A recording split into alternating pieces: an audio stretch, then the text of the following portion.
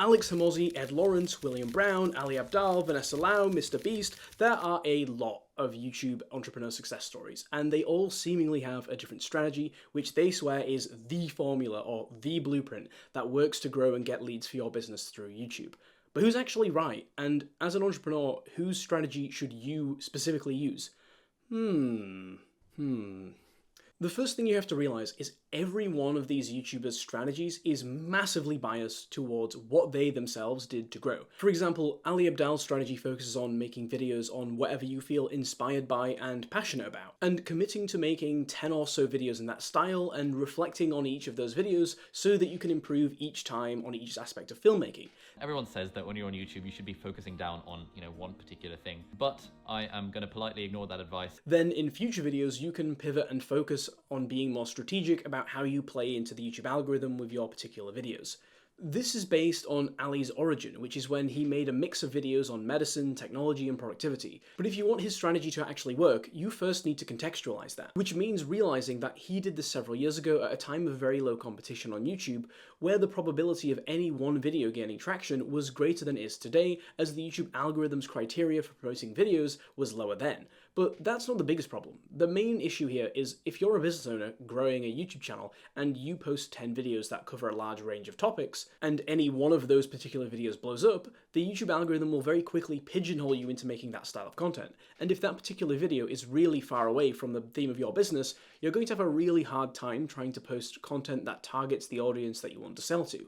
Not because it's hard to make, but because YouTube isn't interested in those videos. It's interested in you repeating your most popular video, and because of that, YouTube is going to show your new videos to the same audience that watched your popular video, regardless of what you make the video actually about. But obviously, that's the wrong audience, so your new videos start getting bad analytics, and eventually that has a channel-wide effect and your channel stops growing.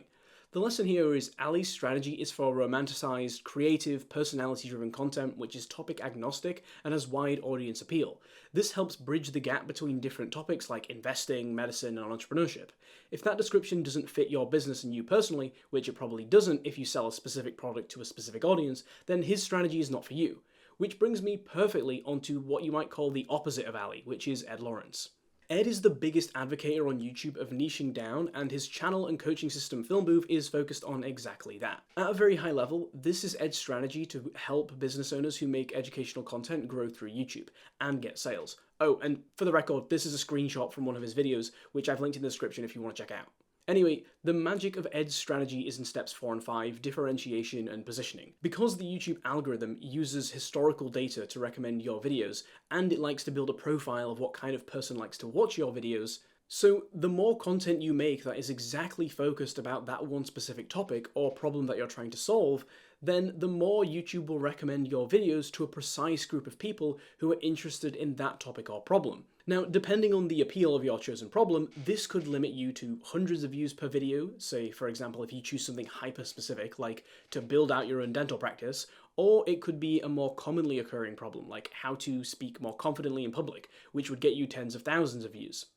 Either way, if every single video signals to YouTube and your potential viewers that every video you make is exactly about that problem and that specific type of person who has that problem, you'll start to get returning viewers, because you're directly tackling a specific problem that they face, which they find helpful, and realistically, you're not going to fully solve the problem in just one video, so now they have incentive to watch more and more of your videos in the future. But if you had previously posted videos on broader topics and those videos got views, YouTube would be conflicted about who to show your videos to.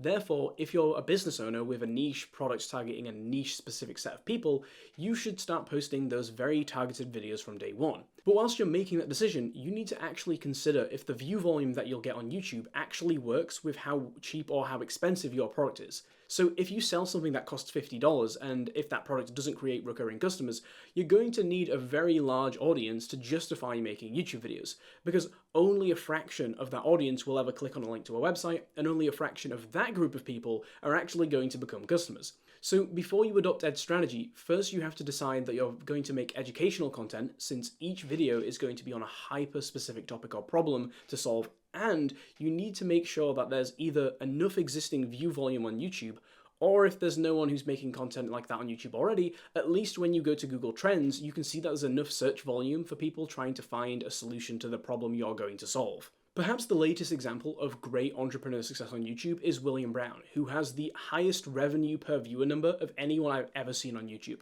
Will's strategy is so simple that it just works. His approach to YouTube can be summarized in just 3 components: wow not how, raw over edited, and conversion over views. Wow not how means he shows you his personal results, his clients' results, and gives breakdowns of the structures that they use to get those results. But he doesn't go into too much nuance at any particular stage in the process, i.e. how they actually did each step. His rationale for this is really simple. If you show someone how to do it fully on YouTube, why would they buy coaching from you? And that's pretty sensible logic. However, it depends on the type of business you run and the level of credibility that you have. Will has overwhelming proof from having scaled 2 businesses himself and having lots of client testimonials and case studies to show. So on YouTube, a wow not how strategy works.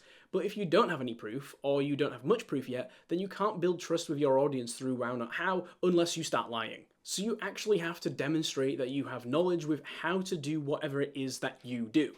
Also, some types of educational businesses are hard to show results for. For example, if you teach people how to do accounting, you can't say, "Wow, look at how good my student is at accounting now, and look at how nice this annual report looks."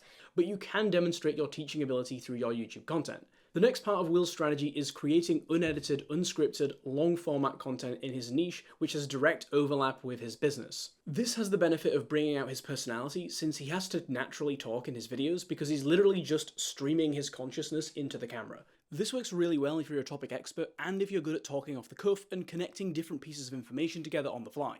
If you're someone who gets lost in your train of thought often, or you can't remember what you said 2 minutes ago because you have anxiety or ADHD, then maybe this strategy isn't for you. But Will's third principle of conversion over views leads into that Ed Lawrence focus of making videos for a very targeted, very narrow audience, who are more likely to be buyers for whatever you sell. Will works backwards by first asking the question, how do I get high conversion on sales calls? To which he concluded the person who he's selling to needs to already be familiar with him, his backstory, what his business offers, and his results. And to make sure that they have all that information, they need to have actually seen his VSL, which is really detailed and covers off all of those points. Then to make sure that the maximum number of high quality leads actually watch it, it starts auto-playing at the top of his website, and the only way to actually access that is through the top link in every one of his YouTube videos. So then we'll have to consider, well, what's the best way to actually get the most high quality leads off of YouTube and onto his website?